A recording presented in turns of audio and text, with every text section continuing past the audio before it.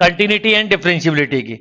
जैसे ही ये वर्ड आता है नाम, तो कोई भी फंक्शन में अगर गैप आ गया तो ये ऑटोमेटिकली डिसकंटिन्यू हो गया, और कोई भी फंक्शन में अगर गैप नहीं आया तो ये ऑटोमेटिकली कंटिन्यू हो गया। और जो फंक्शन कंटिन्यू होते हैं आगे जाके हम उन्हीं में डिफरेंशियबिलिटी चेक करते हैं। डिफरेंशियबिलिटी का मतलब होता है कि हमें यह चेक करना कि फंक्शन का डेरिवेटिव हो सकता है कि नहीं, और जिन फंक्शन का डेरिवेटिव हो सकता है उनको आप डिफरेंशिएट करते हैं। तो चीजें लिंक हैं।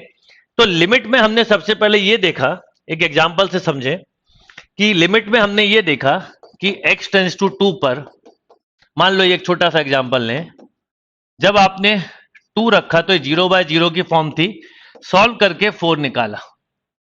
कैसे आपने इसको सॉल्व किया, पर एक खास बात यह है कि जब हम इसे सॉल्व करके 4 निकालते हैं तो 4 नहीं आता।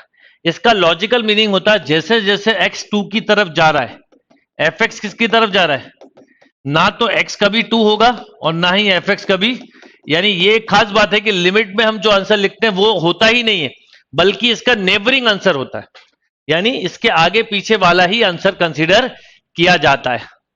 तो आप समझ में आई बात।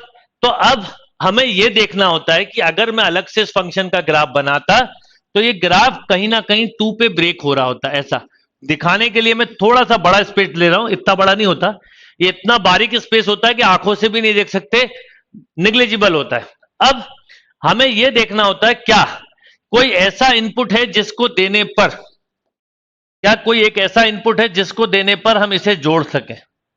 अगर ये जुड़ गया तो क्या होगा, ये कंटिन्यू, और नहीं जोड़ा तो ये डिसकंटिन्यू। तो कहने का मतलब यह है कि आपने एक चीज पढ़ी होगी कि fx इक्वल टू, अगर ऐसा लिखा है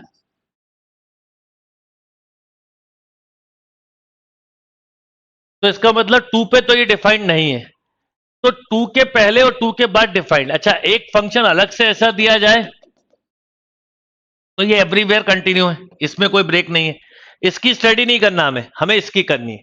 अब आपको ये पता है 2 पे डिफाइंड नहीं है, और जब हमने इसकी रेंज निकाली या लिमिट से सॉल्व किया तो आपने खुद ही बोला कि f2 पे मिलता है 4, तो इसकी रेंज होगी ऑल रियल नंबर एक्सेप्ट 4।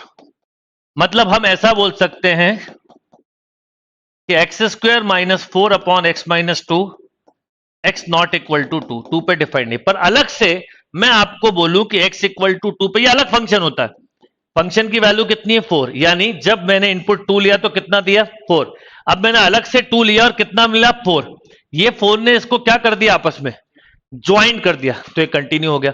मान लो मुझे आपसे इसी का आंसर डिसकंटिन्यू चाहिए होता तो मैं लिख देता x इक्वल टू 2 पे 6। इसका मतलब समझना क्या, इसका मतलब जब हम x की वैल्यू 2 ले रहे हैं तो y कितना मिल रहा है 6, तो ये गैप जैसा था वैसा ही बना रहा, तो ये डिसकंटिन्यू हो जाएगा।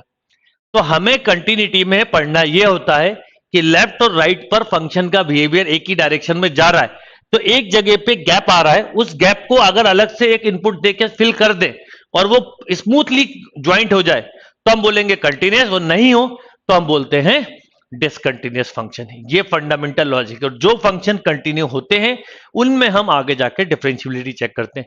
मान लो फंक्शन कंटिन्यूअस ही नहीं है तो डिफरेंशिएबल भी नहीं होगा, ये बात दिमाग में रखना है।